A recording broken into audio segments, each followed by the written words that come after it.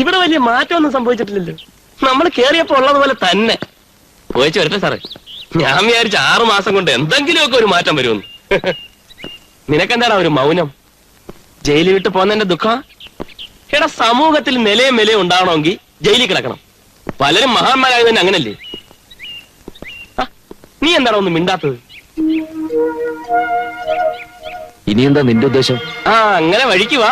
ഇനി നമ്മുടെ മുന്നോട്ടുള്ള ഓരോ ചുവടുകളും വളരെ ശ്രദ്ധിച്ചായിരിക്കണം. അബദ്ധങ്ങളിൽ ചെന്ന് ചാടാതിരിക്കാൻ മാക്സിമം ശ്രമിക്കണം. ഉദാഹരണത്തിന്, അന്ന് നമുക്ക് പറ്റിയ മണ്ടത്തരം, വീടിന്റെ ഗേറ്റിലെ നായ് ബോർഡ് ശ്രദ്ധിക്കാതിരുന്നാൽ ഇനി അത് ഉണ്ടാവാൻ പാടില്ല. ഈ 6 മാസം നിന്നെ പോലെ താടി വളർത്തിയ സമയം കളയല്ലായിരുന്നു ഞാൻ. വളരെയധികം കാര്യങ്ങൾ പ്ലാൻ ചെയ്ത് കഴിഞ്ഞു. എന്റെ ലിസ്റ്റിൽ അടുത്തത് ഈ സിറ്റിയിലെ ഏറ്റവും വലിയ കള്ളപ്പണക്കാരനായ അലുവാസേട്ടന്റെ വീടാണ്. അവിടെ ആവുമ്പോൾ പട്ടിയുടെ ശല്യമില്ല. ഇന്ന് തന്നെ ആവാല്ലേ? ഇല്ല, ഞാൻ ഇനി ഒന്നിനുമില്ല. ഇതുവരെ ചെയ്ത തെറ്റുകൾക്ക് ശിക്ഷയായിട്ട് ഞാൻ ഈ 6 മാസത്തെ കണക്കായിക്കോളാം. ഇനിയെങ്കിലും എനിക്ക് മര്യാദ ജീവിക്കണമെന്നുണ്ട്. അതെ, ഇത്രയും കാലം നമ്മൾ ഡബിൾസ് കളിച്ചില്ലേ, ഇനി സിംഗിൾസ് കളിക്കാം. ഇറങ്ങിയില്ല, അതിനു മുമ്പേ തമാശ തുടങ്ങി. ഞാൻ സീരിയസാ. നമ്മൾ ഇവിടെ വെച്ച് പിരിയുന്നു. ഇന്ന് മുതൽ നിനക്ക് നിന്റെ വഴി, എനിക്ക് എന്റെ വഴി.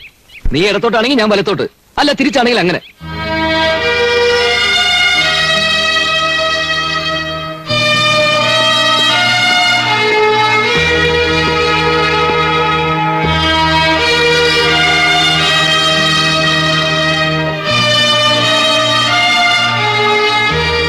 അപ്പൊ നമ്മൾ പിരിയാണല്ലേ?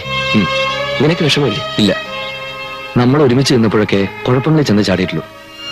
നീ ഇവന് നല്ല വഴിക്ക് ജീവിക്കാൻ നോക്ക്.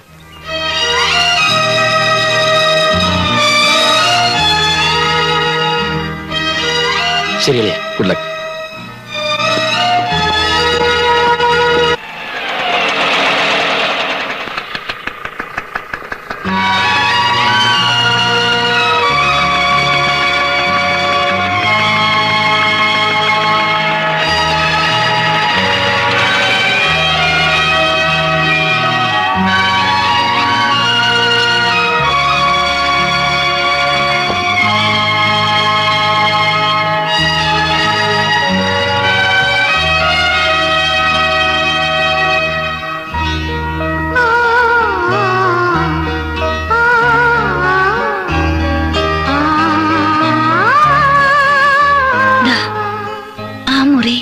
ഞാൻ ആർക്കും കൊടുത്തിട്ടില്ല.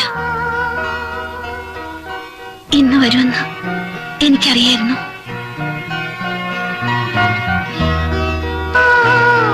വാങ്ങിച്ചോളൂ. വേണ്ട, ഇപ്പൊ ഒന്നും പറയണ്ട. എല്ലാം എനിക്കറിയാം. എന്റെ ഈശോയെ, ഇത് എന്ത് ബാൻഡാണ്? ഇതവിടെ ഇവിടൊക്കെ പിടിക്കണല്ല പണ്ടാരം. നീയാണാ? നീ ഇതെപ്പോഴിറങ്ങി? ഇന്ന് രാവിലെ. ഈ താടിയും മീശയും ഒക്കെ വളർത്തിയ ഒരുമാതിരി പിച്ചക്കാരനെ പോലെ ഉണ്ടല്ല. കാണാൻ നല്ല ശേലാണ് കേട്ടാ. മറ്റവൻ എന്തിയെ? അകത്ത് തന്നെയാണ്? അല്ല, വിട്ടു. ഞങ്ങള് 2 വഴിക്ക് പിരിഞ്ഞു. ഇത് പണ്ടേ ചെയ്യാൻ പാടില്ലായിരുന്നു. ഇപ്പോഴെങ്കിലും നിനക്ക് നല്ല ബുദ്ധി തോന്നിയല്ല. നീ മുറിയിലോട്ടല്ലേ, ഞാൻ ഉണങ്ങി തുണി എടുക്കാൻ പോണേണ്. എന്നിട്ട് വേണേ കളസറായി ഒന്ന് മാറ്റാൻ. ഞാൻ അങ്ങോട്ട് വരണുണ്ട് കേട്ടാ.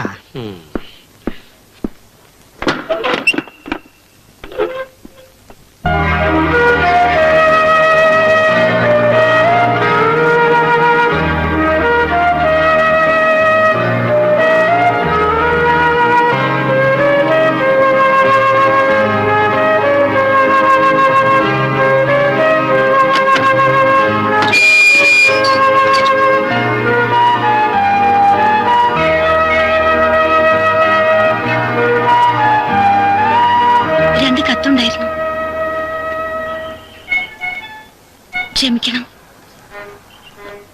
അമ്മയുടേതാണെന്ന് മനസ്സിലായതുകൊണ്ടാ ഞാനിത് പൊട്ടിച്ചത്. കത്ത് ചാക്കുണ്ണിയുടെ കയ്യിൽ അങ്ങോട്ട് കൊടുത്തയക്കണമെന്ന് വിചാരിച്ചതാ. പിന്നെ തോന്നി എന്തിനാ സേതുവിനെ വിഷമിപ്പിക്കുന്നെന്ന്.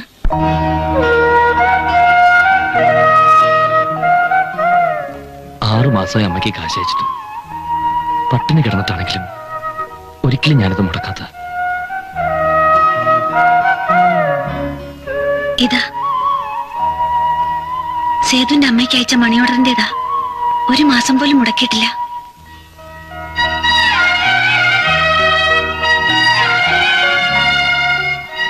ഇപ്പൊ തന്നെ ഒരുപാട് പണം ഞാൻ രത്നയ്ക്ക് തരാനുണ്ട്. ഇങ്ങനെ ബുദ്ധിമുട്ടിക്കേണ്ടി വന്നതിൽ എനിക്ക് വേണ്ട. ഒന്നും പറയണ്ട. കഴിഞ്ഞ എല്ലാം മറക്കണം. ഇനിയെങ്കിലും ഒരു ജോലിക്ക് ശ്രമിച്ചൂടെ? എന്ത് കിട്ടിയാലും മടിക്കരുത്. രത്ന പറഞ്ഞാ ശരി. ഒരു പുതിയ അധ്യായം എന്നൊക്കെ പറയില്ലേ, ഞാൻ ഇനി അതിനു വേണ്ടിയാ ശ്രമിക്കുന്നു.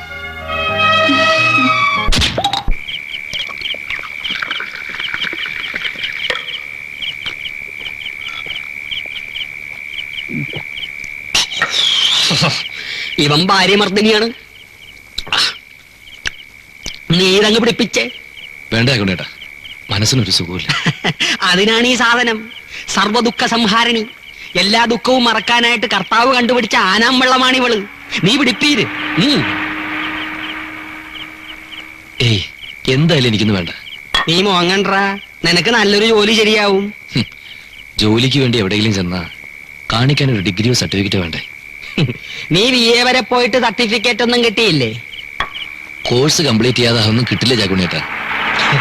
സർട്ടിഫിക്കറ്റിലൊന്നും ഇപ്പൊ വലിയ കാര്യമൊന്നുമില്ല. അതൊക്കെ പണ്ടായിരുന്നു. നമ്മുടെ പാപ്പച്ച മുതലാളിയില്ലേ, നീയൊക്കെ പഠിച്ചിരുന്ന പോലത്തെ 10 കോളേജുകൾ വിലയ്ക്ക് വാങ്ങിക്കാനുള്ള കപ്പാസിറ്റി ഉണ്ട്. 2ാം ക്ലാസ്സും ഡ്രില്ലുമാണ്. പുള്ളിക്കാരന്റെ കയ്യിൽ നിന്ന് ഒരു സർട്ടിഫിക്കറ്റ് വാങ്ങിച്ചു തന്നാ മതിയാ.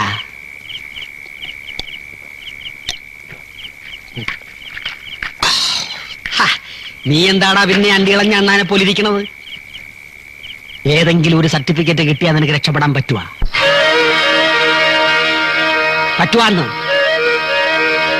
അതിന് എവിടുന്ന ചാക്കുണ്ണിയുടെ സർട്ടിഫിക്കറ്റ്? ആ, നീ ഇവിടെ ഇരി, ഞാൻ ദേ വന്നു.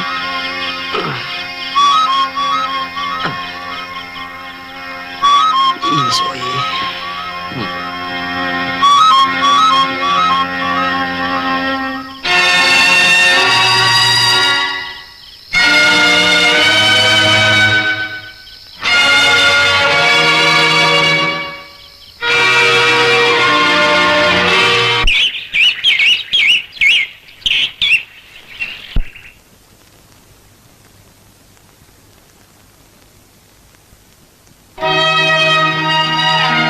വീട്ടിൽ ചെന്ന് അമ്മയെ കണ്ടിട്ട് വേണം എസ്റ്റേറ്റിലേക്ക് പോവാൻ.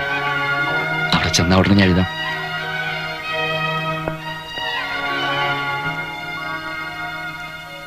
പോട്ടെ. ശരി.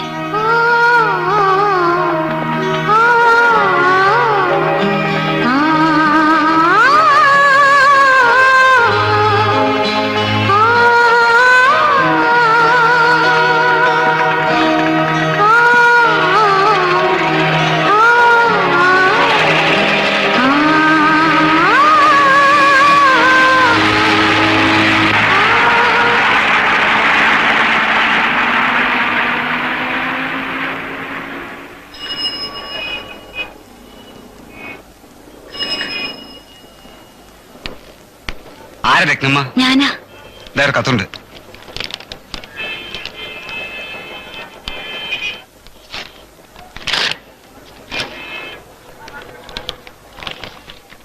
പ്രിയപ്പെട്ട രത്നയ്ക്ക്, എഴുതാൻ വൈകൽ ക്ഷമിക്കണം. ജോലിയിൽ ചേർന്ന് സ്വസ്ഥമായിട്ടാവാം എന്ന് കരുതിയത് കൊണ്ടാണ് താമസിച്ചത്. ചാക്കുണ്ണിയേട്ടന്റെ ബന്ധു വേണ്ട സഹായങ്ങളൊക്കെ ചെയ്തു തരുന്നുണ്ട്. ചാക്കുണ്ണിയേട്ടനോട് എന്റെ പ്രത്യേക അന്വേഷണം പറയണം. തീർത്താൽ തീരാത്ത കടപ്പാടുണ്ട് എനിക്ക് ആ മനുഷ്യനോട്. ആരുടെ എഴുത്താണ്? സേതുന്റെയാണ്. പ്രത്യേകം അന്വേഷിച്ചിട്ടുണ്ട്. അതെനിക്കറിയാം. അവൻ സ്നേഹമുള്ളവനാണ് കേട്ടാ. കർത്താവ് എപ്പോഴും പറയാറുള്ള പോലെ, നമ്മൾ അന്യരെ സ്നേഹിച്ച അന്യര് നമ്മളെ സ്നേഹിക്കും. മതി മതി. തന്നെ കാണാൻ എനിക്ക് കൊതിയാവുന്നു. ലീവ് കിട്ടിയാൽ ഉടനെ ഞാനവിടെ എത്തും. കത്ത് ചുരുക്കുന്നു എന്ന് സ്വന്തം ചെയ്തു. മേൽവിലാസം ഒന്നും എഴുതിയിട്ടില്ലല്ലോ. അതെ, ചിലപ്പോഴേ താമസിക്കാൻ ഇടം കിട്ടി കാണൂല, അതുകൊണ്ടായിരിക്കും. ആ, ഏതായാലും പച്ച പിടിച്ചല്ല, ഞാൻ പോയി തുണി തിരുമ്പി വെച്ചും വരാം. എന്റെ ഈശോയെ, എപ്പ തുണി തൊട്ടാലും അപ്പ തുടങ്ങും മഴ.